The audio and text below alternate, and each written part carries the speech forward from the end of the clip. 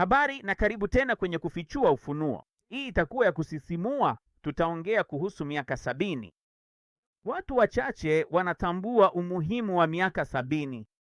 Nitakuonyesha kwamba ni muhimu na kwa nini unapaswa kuwa na msisimko wa ziada kuhusu hilo mwaka huu.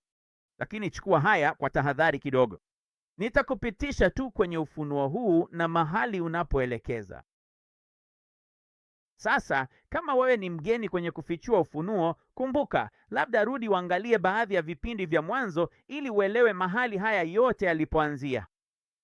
Kwa sababu utakachokisikia ni mazungumzo kuhusu miaka 14 na ni nani injili zinawalenga. Na unaona hapa katika 2 wa Korinto sura ya 12. Hii hapo juu ni sehemu ya injili ya Luka. Maelezo ya Luka, wale wa kabla ya dhiki, ni wale wanaokwenda mbinguni ya tatu katika sehemu inayoitwa hapo juu, ambayo ni siku chache au kipindi kifupi kabla ya miaka 14 kuanza. Kisha unayo ile ya katikati ya dhiki, umati mkubwa ulipelekwa peponi, ambayo ni katika mwaka wa 7 wa mihuri, ambayo inawakilisha mwaka wa 7 wa mihuri, mwaka wa 7 wa dhiki, mwishoni kabisa mwa mihuri. Kisha katika mwaka wa 14, mwanzoni mwa mwaka wa 14, Bwana anarudi na miguu yake inashuka juu ya mlima wa Mizeituni kama kila mtu anavyoelewa.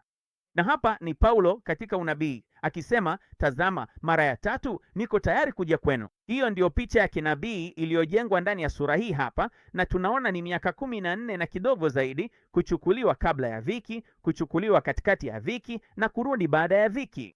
Ili kuelewa zaidi, unahitaji kutazama baadhi ya mafundisho yaliyopita. Lakini sasa katika Zaburi 90:10, angalia tulicho nacho. Inasema, siku za miaka yetu ni 70, miaka 70, na ikiwa kwa sababu ya nguvu zitakuwa 80, lakini nguvu zao ni tabu na huzuni. Tabu na huzuni katika konkordansi ya Strong inamaanisha uchungu, dhiki, maumivu, huzuni, mateso. Ni miaka 10 ya dhiki. Kisha inasema, kwa maana hivi karibuni hukatwa. Kwa hiyo una miaka 10 na ziada.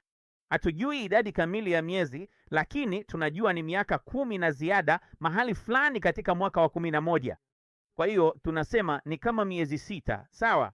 Kwa hiyo jumla ni kama miaka 10 na nusu. Kisha inasema, na tunapaa. Hii kupaa sio kabla ya dhiki. Ni Ufunuo sura ya 12, wakati shetani anatupwa chini, ambayo ni wakati wa tarumbeta za katikati kwenye tarumbeta ya 5. Wakati shetani anatupwa chini na shimo linafunguliwa na yule mnyama aliyekuwepo ambaye hayupo na atatoka kwenye shimo lisilo na mwisho na kwenda kwenye uharibifu. Hii ndiyo sehemu hiyo hapa, na tunaona katika Ufunuo sura ya 12 mstari wa 14. Na kwa yule mwanamke alipewa mabawa mawili ya tai mkubwa ili aruke kwenda nyikani, mahali pake ambapo atatunzwa kwa muda na nyakati na nusu ya muda, mbali na uso wa yule nyoka. Katika mafundisho yaliyopita tulieleza jinsi ilivyo muhimu na jinsi ilivyo ufunuo wa kina kuelewa mkato pamoja na neno na hapa katika Ufunuo 12 mstari wa 14, hii inamaanisha 1 jumlisha 2 jumlisha nusu, jumla ya miaka 3 na nusu, ambayo inaelezea Zaburi 90:10, miaka 10 na nusu pamoja na miaka 3 na nusu, kusafiri kwa ndege kwa jumla ya miaka 14. Unaona hilo? Naam. Sasa angalia hili katika 1 Wafalme 6 mstari wa 37 na 38, utaona kipindi hiki inasema, katika mwaka wa 4 msingi wa nyumba ya Bwana uliwekwa. Hatutakuwa na wasiwasi kuhusu miezi ambayo ilitokea katika Agano la Kale, kwa sababu sivyo ninavyoamini kuwa itakuwa mwishoni. Lakini tunaangalia picha nzima kwa kuhesabu miaka. Kwa hiyo katika mwaka wa 4 msingi wa nyumba ya Bwana uliwekwa, ambayo kama hii ni ya kinabii inamaanisha katika mwaka wa 4 wa mihuri msingi utawekwa kwa ajili ya hekalu. Kisha inasema katika mwaka wa 11, ambao ni nini? Takriban miaka 10 na nusu, miaka 10 na kidogo. Katika mwaka wa 11 nyumba ya Bwana ilikamilika.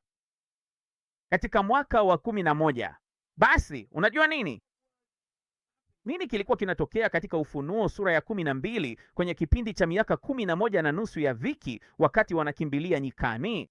Shetani ametupwa chini kwa sababu sasa shimo linafunguliwa na yule mnyama aliyekuwepo lakini hayupo. Anayepanda kutoka kwenye shimo lisilo na mwisho ataenda kwenye uharibifu na atafanya nini? Katika Wathesalonike wa pili sura ya 2 tunaambiwa sasa ataingia kwenye hekalu. Sasa ataingia kwenye hekalu lililojengwa upya ambalo litakuwa limekamilika katika mwaka wa 11, takribani miaka 10 na nusu. Tunaona na tumefunuliwa hilo. Hekalu la sheria ya nyumba ya Bwana huko Yerusalemu litawekwa katikati ya mihuri takribani mwaka wa 4.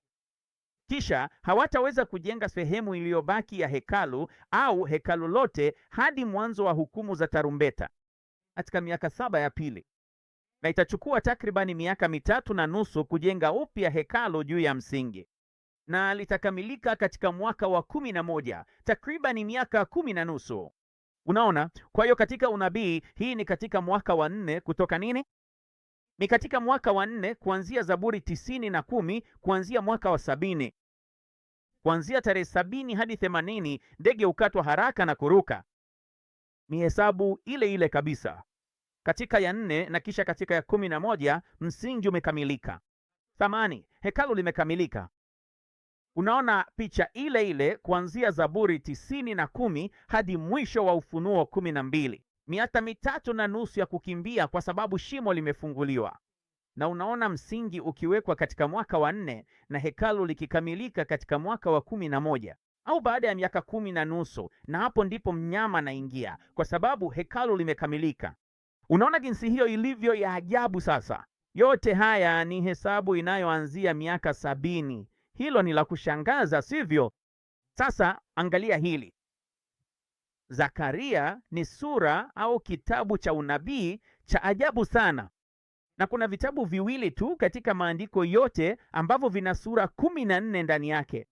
Hosea ambacho kimeandikwa kwa ajili ya Israeli na watu wa mataifa waliochanjwa ndani, kama Paulo anavyotuambia katika Warumi, na katika Zakaria ni kwa Wayahudi, na nacho kina sura 14 pia. Tumethibitisha kwenye chaneli yetu kuu Ministry Revealed kwa miaka mingi. Tumeonyesha kwamba hii inaonyesha kile tunachokiita sura kwa miaka, kwamba matukio yanayotokea ndani ya baadhi ya mistari ya sura hizi yanahusiana moja kwa moja na matukio ya mwisho wa miaka. Sawa, katika siku za mwisho. Sasa kama hili ni kweli, linapaswa kuwa na uwezo wa kukuonyesha hili katika Zakaria, kwa sababu inazungumzia kuhusu Yerusalemu. Unaona, tunajaribu kuelewa miaka 70 inaanzia wapi. Kwa hiyo kama hili ni kweli katika Zakaria, ni kwa ajili ya nyumba ya Yuda na Yerusalemu, tunapaswa kuwa na uwezo wa kuona picha hii. Basi hebu tuanze katika mwaka wa 11 au katika sura ya 11 na tuone inasema lini. Katika mstari wa 2 inasema, je, utaliaje kwa ajili ya Je, utaliaje mtu wa Mberoshi kwa sababu mwerezi umeanguka? Kwa sababu wenye nguvu wameharibiwa. Mlilie enyi mialoni ya Bashani, kwa sababu mavuno yameshuka. Hii ni shetani akitupwa chini. Sasa angalia kinachotokea. Kumbuka kinachotokea shetani anapotupwa chini. Hiyo ndiyo tarumbeta ya 5 katikati ya tarumbeta, na hapo ndipo mnyama huyo sasa anakuwa mguu, sivyo? Mpinga Kristo. Mnyama mpinga Kristo sasa anatoka shimoni, na nabii wa uongo yuko pamoja nao tena. Kwa hivyo kuna watatu. Na angalia kile mstari wa 8 unasema, pia niliwakatilia mbali wachungaji 3 katika mwezi mmoja, na roho yangu ikawachukia wao na roho zao zilizokuwa ndani yangu.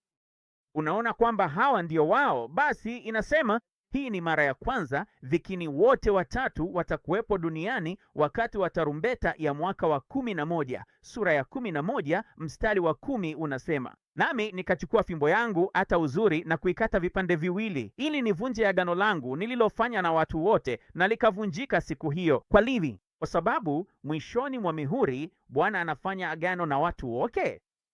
Sawa. Katikati ya safari umati mkubwa yuko pale pamoja na mlima Sayuni wa mbinguni, na anafanya agano na watu wote. Lakini kwa sababu shetani ametupwa chini na shimo limefunguliwa, watu wanavunja agano hilo, na bila shaka tarumbeta za katikati na machafuko hayo, huku shimo likifunguliwa, yanaanza, na hivyo agano linavunjwa. Sasa angalia hili. Ukisema sawa, hiyo haitoshi, hilo haliko wazi sana.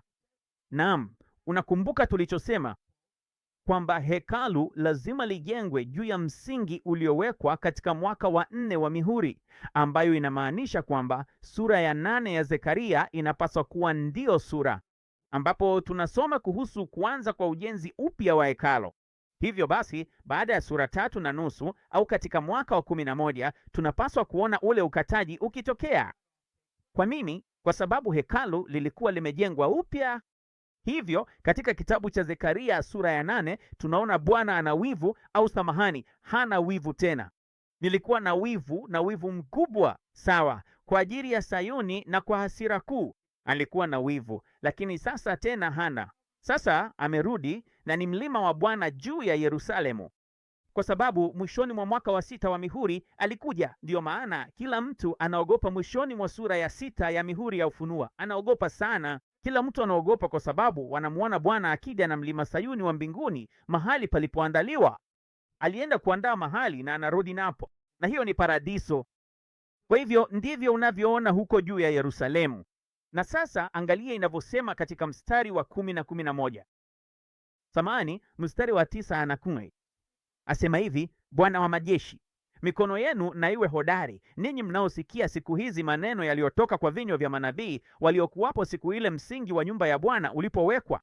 Ambayo ina maana kwamba hapo awali msingi wa nyumba ya Bwana uliwekwa, na inasema kwamba hekalu lingeweza kujengwa. Na kisha anasema nini? Alikuwa amewaambia mikono yao iwe imara, kwa sababu sasa ni wakati wa kuanza kujenga upya hekalu. Na tuko wapi? Zekaria 8, mwanzo wa tarumbeta za miaka 7. Mstari wa 10 unasema, kabla ya hapo hapakuwa na mshahara kwa mtu wala mnyama, wala hapakuwa na amani kwake aliyetoka au aliyeingia kwa sababu ya mateso. Maana niliwageuza kila mtu dhidi ya jirani yake. Huyo ndiye mpanda farasi mwekundu, taifa dhidi ya taifa, ufalme dhidi ya ufalme. Sawa? Uliiona ile kukatatwa katika sura ya 11 katika mwaka wa 11, kwa sababu hekalu lilikuwa limejengwa na shetani akatupwa chini. Kisha unakuja kwenye sura ya 8. Ukirudi nyuma, tunaona mwanzo wa kujengwa upya kwa hekalu, jambo ambalo tunajua litachukua miaka 3.5 mpaka katikati ya tarumbeta, wakati ule mnyama anarudi na kisha anaingia hekaluni kutangaza kuwa yeye ni Mungu. Hii inamaanisha kwamba msingi ulikuwa tayari umewekwa kabla ya hapo, na unabii ulituambia katika Wafalme wa Kwanza sura ya 6 kwamba ingetokea katika mwaka wa 4. Sasa tukienda kwenye kitabu cha Zekaria sura ya 4, kuna uwezekano gani kwamba msingi utawekwa humo? Zekaria sura ya 4 mstari wa 9. Mikono ya Zerubabeli imeweka msingi wa nyumba hii, mikono yake pia itaiimaliza. Kwa hiyo kutakuwa na Zerubabeli wa mfano wa kinabii wa siku za kisasa mwishoni mwa nyakati. Nani atakayekuwa na jukumu la kusimamia uwekaji wa msingi katikati ya mihuri? Katika mwaka wa 4 wa mihuri itakuwa imekamilika na ujenzi wa hekalu utaanza upya. Atakuwa na jukumu la kusimamia ujenzi wa hekalu katika nusu ya kwanza ya kipindi cha tarumbeta. Sasa kama haya yote ni kweli na yote yanaungana na Zaburi 90 na 10 pia, ambayo ni mwishoni mwa miaka 70, tunapaswa kuwa na uwezo wa kwenda sura ya kwanza na kuona kama kuna uhusiano wa miaka 70 unaohusishwa na Yerusalemu. Na tazama, Zekaria sura ya kwanza mstari wa 12. Ndipo malaika wa Bwana akanijibu akaniambia, E Bwana wa majeshi, hata lini utakataa kuirehemu Yerusalemu na miji ya Yuda ambayo umeikasirikia miaka hii 70? Kumbuka, angalia inavyosema hapa katika mstari wa sura ya 1, ana wivu kwa ajili ya Yerusalemu na kwa ajili ya Sayuni kwa wivu mkuu. Katika sura ya 8 hakuwa na wivu tena. Katika sura ya 1 mstari wa 15 amechukizwa sana na mataifa wasiojari, na alikuwa amechukizwa kidogo, lakini alisaidia kuongeza mateso. Na katika sura ya 8 mateso hayapo tena, lakini katika sura ya 1 aliruhusu mateso. Taifa dhidi ya taifa, ufalme dhidi ya ufalme.